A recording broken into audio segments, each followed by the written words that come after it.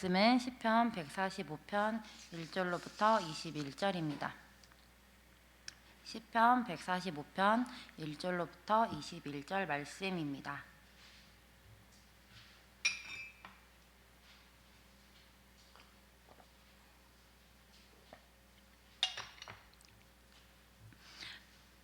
다 찾으신 줄 알고 교독하겠습니다. 왕이신 나의 하나님이여, 내가 주를 높이고 영원히 주의 이름을 송축하리이다.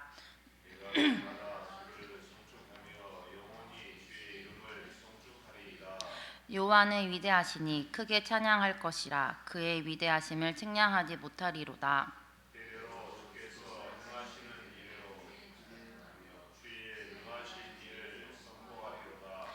주의 존귀하고 영광스러운 이엄과 주의 기이한 일들을 나는 작은 소리로 읊조리이다.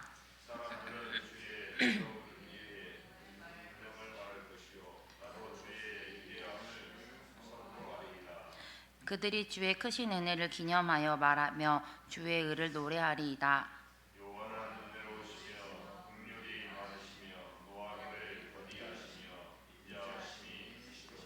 여호와께서는 모든 것을 선대하시며 그의 지으신 모든 것을 긍휼히 베푸시는도다.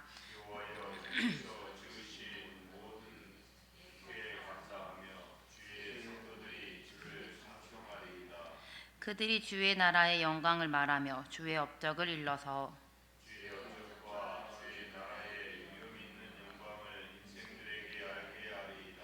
주의 나라는 영원한 나라이니 주의 통치는 대대로 있으리이다.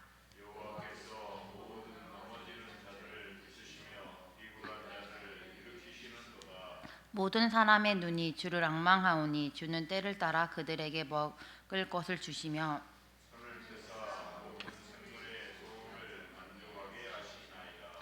여호와께서는 그 모든 행위에 의로우시며 그 모든 일에 은혜로우시도다.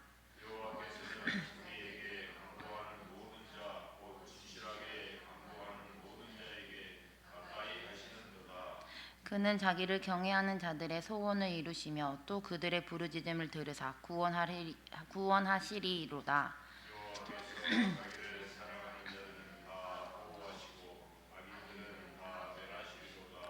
내 입이 여호와의 영예를 말하며 모든 육체가 그의 거룩하신 이름을 영원히 송축할지로다. 아멘. 네, 반갑습니다. 시편 145편은 다윗의 찬송으로 시작됩니다. 그러나 이 시편 45편 찬송은 젊은 날 모든 것이 잘 풀릴 때 부르는 노래가 아닙니다. 수많은 전쟁과 실패, 회복과 용서를 모두 지나온 인생의 끝자락에서 다윗이 하나님을 바라보며 올려드리는 고백에 가깝습니다. 흥미로운 점은 다윗이 이 시편에서 자신의 고난을 거의 말하지 않습니다. 사울에게 쫓기던 세월도, 압살롬의 반역도, 왕으로서 실수와 눈물의 회개도 이 찬송의 중심이 되지 않습니다. 오직 하나님은 어떤 분이신지 노래를 합니다.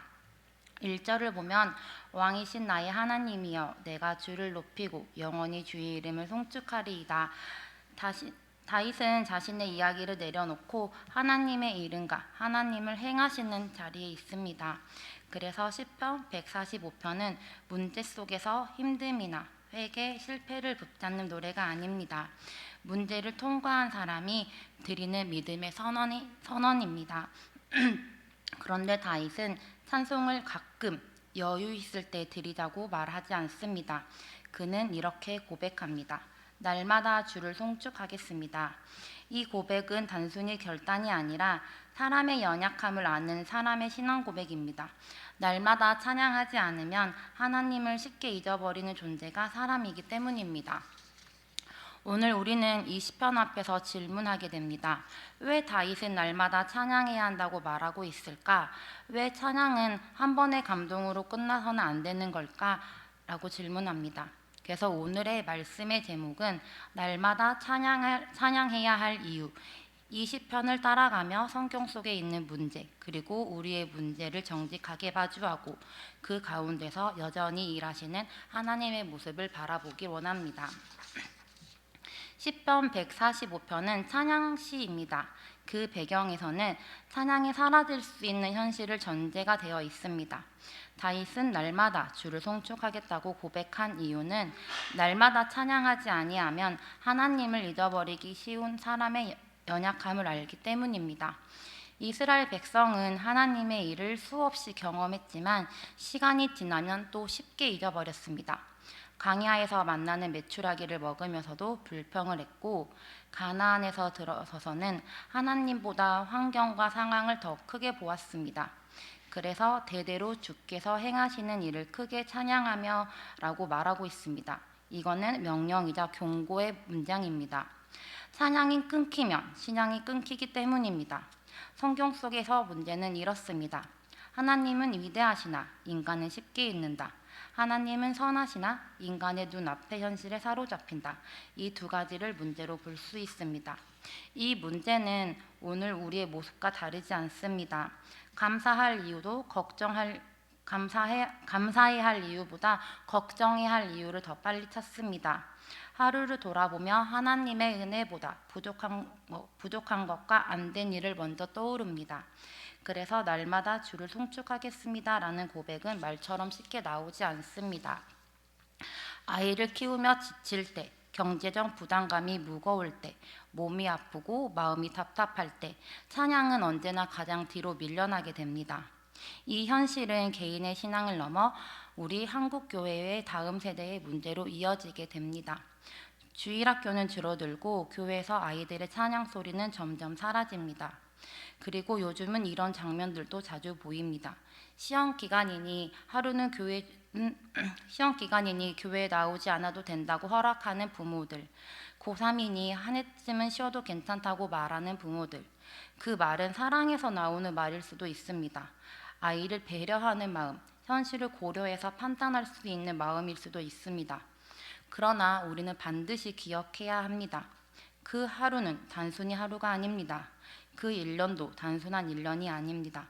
어른들에게는 잠시 쉬는 시간처럼 보이지만 아이에게 그 하루는 하나님보다 더 중요한 것이 생겼다고 배우는 시간일 수도 있습니다. 그 1년은 신앙의 중심이 조용히 흔들리는 시간일 수도 있습니다. 신앙은 어느 날 갑자기 무너지는 것이 아닙니다. 대부분 한 번쯤이면 괜찮겠지라고 속삭이는 그 허락, 이 정도는 지나가도 되겠지라는 선택 속에 조금씩 하나님과 멀어지게 됩니다. 그래서 다음 세대 신앙은 교회 프로그램으로만 지켜지는 것이 아니라 부모님의 말과 선택, 가정에서 무엇을 우선에 두는지에 따라서 아이들의 신앙의 무게를 배우게 됩니다. 이 현실 앞에서 우리는 묻게 됩니다. 하나님은 지금도 선하신가? 하나님은 여전히 우리 가정과 교회를 붙들고 계신가? 이 시대에서 그리고 우리 아이들 삶 속에서 정말 찬양할 이유가 있을까라고 우리는 묻습니다. 하지만 시편 145편은 이 질문에 분명하고 흔들림 없는 답을 우리에게 제시하고 있습니다. 하나님은 우리가 느끼는 불안과 의심과 달리 처음부터 끝까지 변함이 없으신 분이라고 말하고 있습니다. 시편 기자는 하나님을 이렇게 고백합니다. 하나님은 은혜로우시며 긍휼이 많으신 분이시라고, 모든 피조물에게 선하신 분이시며 넘어지는 자를 붙드시는 분이시라고, 때를 따라 먹이시는 분이시며 부르짖는 자에게 가까이 오시는 분이시라고 말하고 있습니다. 이 고백은 추상적인 신학이 아닙니다. 다윗이 자신의 인생을 통과하며 몸으로 직접 겪고 삶으로 확인한 신앙의 결론입니다. 특별히 14절은 이렇게 말합니다. 여호와께서는 모든 넘어지는 자들을 붙드시며 비굴한 자를 일으키시는 도다. 성경 속 하나님은 완벽한 사람을 사랑하지 않습니다. 강한 사람, 흔들리지 아니한 사람을 사용하지 않으십니다. 오히려 넘어지는 자, 지쳐 주저앉아 있는 자, 연약하여 고개를 들지 못하는 자를 먼저 붙드시는 분이 하나님이십니다. 그래서 성경 속 찬양은 상황이 좋아서 나오는 감정이 아니라 하나님이 어떤 분이신지를 기억하는 믿음의 고백입니다. 찬양은 문제가 사라지기 때문에 드러나는 것이 아니라 문제 속에서도 변하지 않으시는 하나님을 알기 때문에 드리는 고백입니다. 시편 145편은 우리에게 말합니다. 하나님은 여전히 은혜로우시고 여전히 선하시며 오늘도 넘어지는 자를 붙드시는 분이라고 말하고 있습니다. 오늘도 하나님은 동일하게 일하고 계십니다. 우리가 느끼지 못할 뿐 하나님은 여전히 우리 삶을 붙들고 계십니다. 해결되지 않는 문제 속에서도, 기다림이 길어지는 시간 속에서도, 기도가 막히는 것처럼 느낄 때에도 하나님을 때에 따라서 우리에게 먹이시고 채우시는 분이심을 믿습니다. 그래서 시편 145편은 이렇게 끝이 납니다. 내 입이 여호와의 영예를 말하며 모든 육체가 그의 거룩하신 이름을 영원히 송축할지어다. 이 고백은 현실을 외면하는 말이 아닙니다. 찬양은 현실 도피가 아니라 현실을 하나님의 시선으로 다시 보는 믿음의 선택입니다. 우리가 고백하는 하나님이 선하시다는 말은 상황이 좋아서가 아니라 하나님이 자신의 선의 기준을 뜻합니다. 이해가 되지 않는 순간에도 하나님은 우리를 버리지 아니하시고 끝까지 살리시는 방향으로 하나님은 일하고 계십니다. 그래서 오늘 우리가 드리는 이 작은 찬양 하나가 다음 세대에게 살아있는 믿음의 유산이 되길 바랍니다.